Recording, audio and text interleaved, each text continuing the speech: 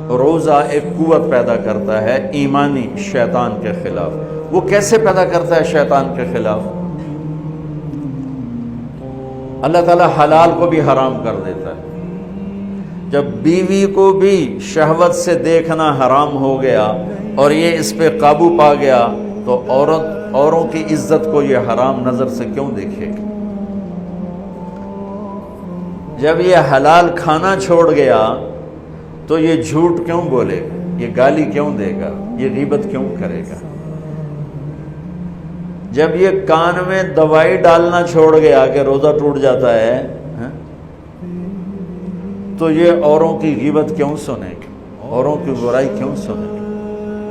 جب یہ آنکھ میں دوائی نہیں ڈالتا ہے کہ وہ حلق میں جاتی ہے، وہاں سے وہ پیٹ میں چلی جاتی ہے، روزہ ٹوٹ جاتا ہے، تو یہ ان آنکھوں سے غلط کیوں دیکھے گا؟ یہ غلط کیوں کسی کی عزت کے اوپر اپنی بددیانت نظر کو ڈالے گا؟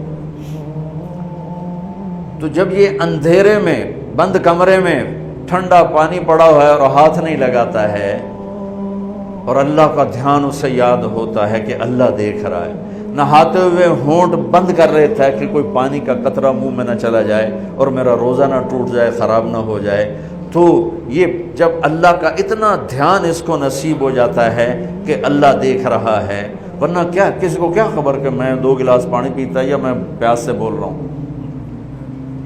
تو جب وہ اللہ کو اتنا اپنے دھیان میں لے آتا ہے کہ اللہ دیکھ رہا ہے، میں پانی نہیں پیوں گا، اللہ دیکھ رہا ہے، میں بیوی کو ہاتھ نہیں لگاؤں گا، اللہ دیکھ رہا ہے، میں کسی کی عزت پر بری نظر نہیں ڈالوں گا، اللہ دیکھ رہا ہے، میں کسی کی برائی نہیں سنوں گا، اللہ دیکھ رہا ہے، میں کسی کی برائی نہیں کروں گا، تو پھر جب یہ بازار میں جائے گا تو جھوٹ تو نہیں بولے گا، جب یہ تولے گا تو غلط تو نہیں تولے گا۔ ہاں یہ الگ بات ہے، بہت سے مجھے ملے کہ بس رمضان میں جھوٹ چھوڑ دیتے ہیں، اس کے بعد پھر شروع ہو جاوی تھا رمضان میں رشوت نہیں لیتا ہوں، اس کے بعد پھر شروع ہو جاتا ہے۔ تو چلو شکر ہے 1 مہینہ تو مسلمان رہتے ہیں۔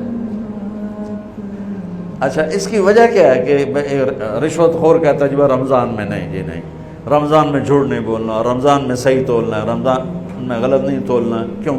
شیطان قید ہو جاتا ہے۔ رمضان میں نمازی کیوں بڑھ جاتے ہیں؟ شیطان قید ہو جاتا ہے۔